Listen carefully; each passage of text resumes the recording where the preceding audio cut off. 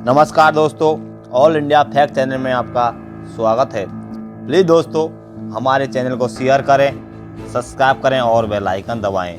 हम आपको आगे भी जैसे अच्छी और शानदार वीडियो लाते रहें। दोस्तों हम आपको फिर से एक क्राइम की दुनिया के बादशाह के बारे में बताए जा रहे हैं, जिसके नाम से जाना जाता है मुख्तार अंसारी।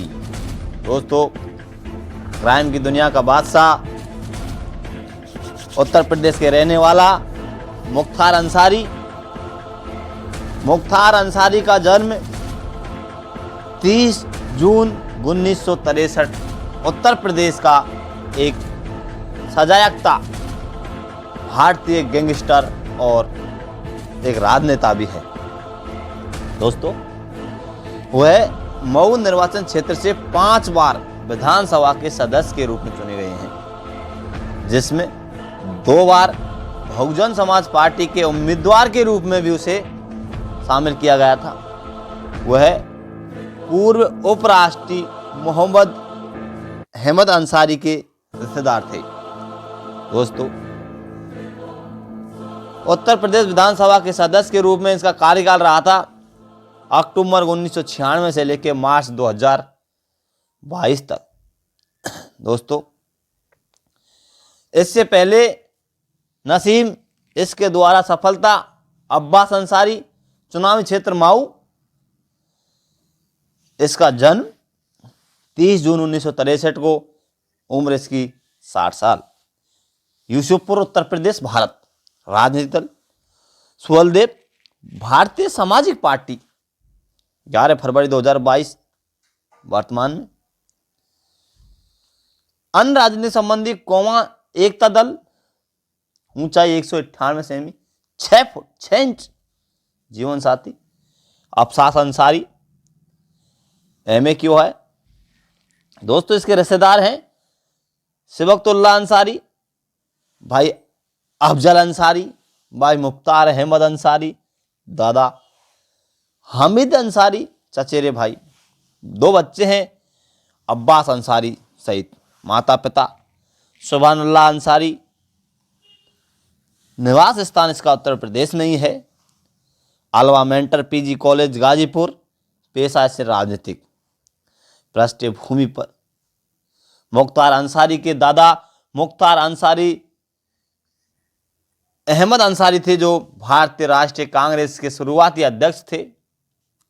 मुख्तार अंसारी के नाना मोहम्मद उस्मान थे। मोहम्मद उस्मान भारतीय सेना में ब्रिगेड थे। उन्होंने कभी भी शादी नहीं की और जीवन भर कुंवारे रहे थे। मुख्तार अंसारी की पैतृक वंशावली हेरत की सूफी संत अब्दुल्ला अंसारी से मिलती है। दोस्तों 1970 के दशक की शुरुआत में सरकार के पूर्वांचल क्षेत्र से कई विकास परियोजनाएं शुरू की गई थी। इसके परिणाम स्वरूप गठित गिरोह का उदय हो जाता है और इन परियोजनाओं के ठेके हथियाने के लिए एक दूसरे के प्रतिस्पर्धा करने लगे हैं। मुख्तार अंसारी मूल रूप से मखून सिंह गिरोह का कथित सदस्य था।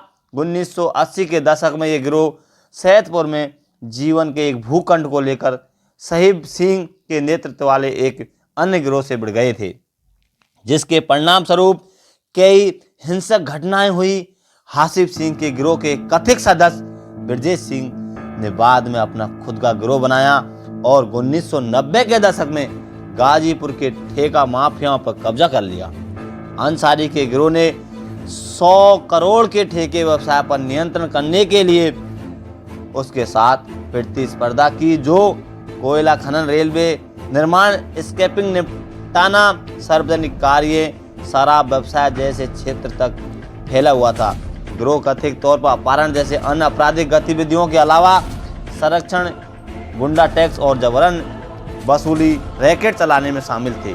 दोस्तों इसका प्रारंभिक राजनीतिक कैरियर 1990 के दशक की शुरुआत तक मुख्तार अंसारी अपनी कथित आपराधिक गतिविधियों के लिए प्रसिद्ध थे। खासकर मऊ, गाजीपुर, वाराणसी और जौनपुर जिले में उन्होंने 1995 के आसपास बनारस हिंदू विश्वविद्यालय में छात्र संघ के माध्यमिक राजनीति में प्रवेश किया और 1996 में विधायक बने। ब्रजेश सिंह के प्रभुत्व को चुनौती देकर शुरू कर दिया। ये दोनों पूर्वांचल क्षेत्र के मुख्य गिरोह के प्रतिद्वंदी बने और 2002 में सिंह ने कथित तौर पर अंसारी के काफिले पर घातक लगाकर हमला किया और परिणाम स्वरूप गोलीबारी में अंसारी के 3 आदमी मारे गए। ब्रजेश सिंह गंभीर रूप से घायल हो गए और उन्हें मृतक मान लिया गया।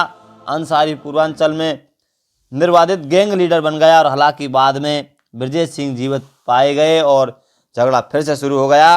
अंसारी के राजनीतिक प्रभाव का मुकाबला करने के लिए सिंह ने भाजपा नेता कृष्णानंद राय के चुनाव अभियान का समर्थन किया।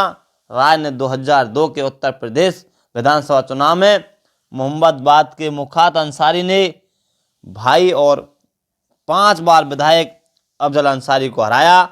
मुख्तार अंसारी के बाद में दावा किया कि राय ने ब्रजेश सिंह के गिरोह को सभी ठेके देने के लिए अपनी राजनीतिक कार्यालय का इस्तेमाल किया और दोनों ने उसे खत्म करने की योजना बनाई। मुख्तार अंसारी ने गाजीपुर माई क्षेत्र में चुनाव के दौरान अपनी चुनावी जीती सुनिश्चित करने के लिए मुस्लिम बॉन्ड बैट बॉन्ग का फायदा उठाया। आपराधिक राजनीतिक और धर्म के मिश्रण ने क्षेत्र के भीतर सांप्रदायिक हिंसा की घटनाओं को भड़काया। नतीजा, अंसारी को ऐसे ही एक दंगे के बाद हिंसा भड़कने के आरोप का सामना करना पड़ा। इसके बावजूद बाद में अदालत ने उन्हें आरोपी में बरी कर दिया। जब अंसारी जेल में बंद थे, जब कृष्णानंद राय की उनके 6 सहयोगियों के साथ सार्वजनिक रूप से गोली मारकर हत्या कर दी गई थी।